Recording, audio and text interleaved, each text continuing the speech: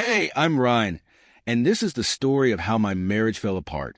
When people think of mechanics, they picture grease-stained hands, a love for cars, and an unshakable determination to solve mechanical problems. For me, it's just a job, one I'm good at, but never expected to define my life. I work hard, pay the bills, and keep my head above water, or at least, I thought I did. I never saw it coming. I was never the jealous type. I trusted my wife, Laura, completely. We'd been married for 8 years, and while things weren't perfect, I thought we were solid.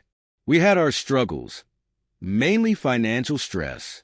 My paycheck as a mechanic wasn't great, but I worked overtime when I could, and Laura worked part-time at a boutique while taking care of most of the household chores. We made it work, or so I thought. One Wednesday, I had just finished working on an old Ford pickup that had caused me more trouble than I cared to admit. I needed a break. So instead of heading straight home, I decided to grab a burger at a diner across town. It wasn't a place I usually went to, but it was new, and a couple of my friends and co-workers had recommended it. The thought of a good burger was tempting. That's when I saw her at another new restaurant nearby. Laura was sitting in a booth by the window, laughing at something the man across from her had said. She looked radiant, as if she didn't have a care in the world. It wasn't a casual lunch between friends. That much was obvious. The way she leaned toward him, the way his hand lingered on hers. My stomach twisted.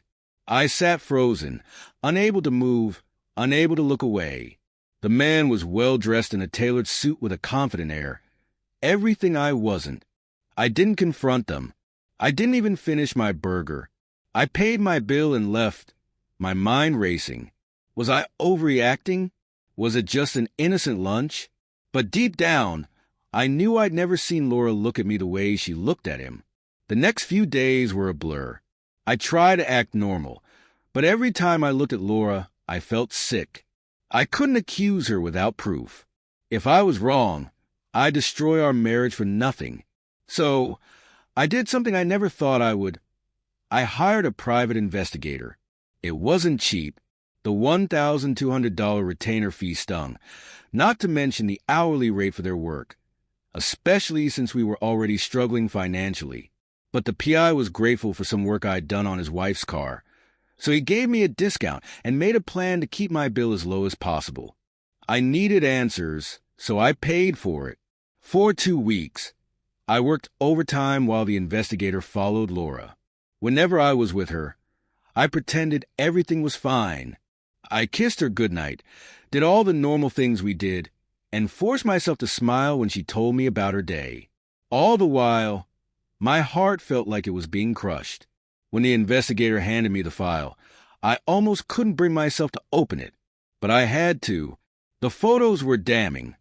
Laura kissing the man outside a hotel, the two of them holding hands as they walked into a fancy restaurant, and finally, a hotel receipt with her name on it. My hands shook as I closed the file. There was the proof. My wife was cheating on me. That night, I waited for Laura to get home. She walked through the door humming to herself and gave me a quick kiss on the cheek before heading to the kitchen. I followed her, holding the file in my hand. "We need to talk," I said, my voice low.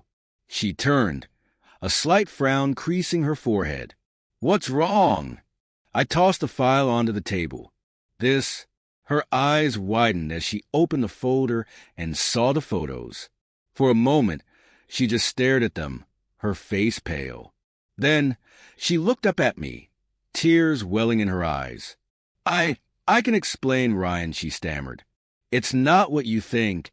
Don't even start with the lies. I saw you, Laura, at that fancy restaurant across from the diner. And now this. How long has it been going on? A few months. I'm so sorry, Ryan. A few months." I felt like I'd been punched in the stomach. Why?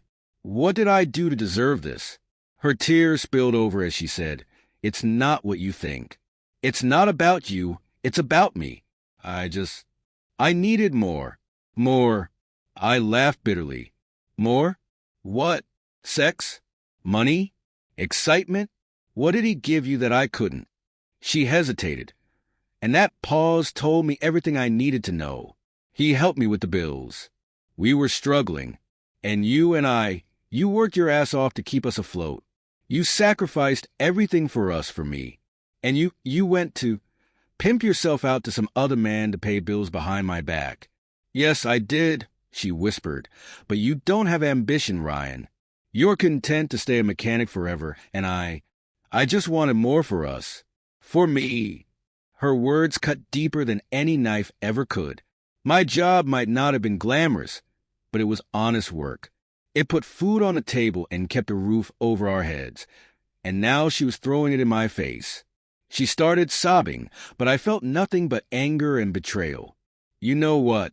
I said, I'm done. We're done. Wait, she cried, grabbing my arm. We can fix this. I'll stop seeing him, I promise. Just don't leave me. I pulled away from her. It's too late for that. Go back to your sugar daddy. The next few weeks were a whirlwind of lawyers, paperwork, and awkward conversations. Laura begged me not to tell anyone about her affair, but I wasn't feeling generous. Her parents, her friends, they all deserved to know the truth. I didn't make a scene. I simply told them what had happened, showed them the photos, and let them come to their own conclusions. The fallout was immediate. Her parents were furious. Her friends were disgusted. And Laura was humiliated. The divorce was finalized quickly, thanks to the evidence I had. I moved into a small apartment near the shop, and Laura stayed in the house for now. She couldn't afford it on her own, but that wasn't my problem anymore, nor did I care about keeping her out of it. The house represented the life I had with her, and it was over. I'd done enough, exposing her to her parents and social circle. I was content with that. A few months later, I heard through the grapevine that Laura's affair partner had dumped her. Apparently, he wasn't interested in a long-term relationship. He just enjoyed the thrill of breaking up our marriage. Laura tried to reach out to me, but I ignored her calls and texts. I didn't owe her anything. As for me, I focused on myself and my work. Eventually, I decided to apply for a senior position and switched over to heavy-duty work. It wasn't easy starting over, but I was free. Free from lies, free from betrayal, and free from a woman who didn't appreciate what she had. For those of you watching or listening to this, if you work hard to take care of yourself and your family, don't let someone else make you feel worthless. You're doing what you can to get by. And if they can't appreciate that, if they can't stick it out with you, keep moving. Don't let them drag you down. Thanks for watching. I really appreciate it. Please like the video, share, comment, and subscribe. All of that YouTube stuff. I'm trying to grow the channel, so it all helps. If you like this video, please visit the channel and watch others. Or check out some of the recommended videos at the end of this video. Thanks again.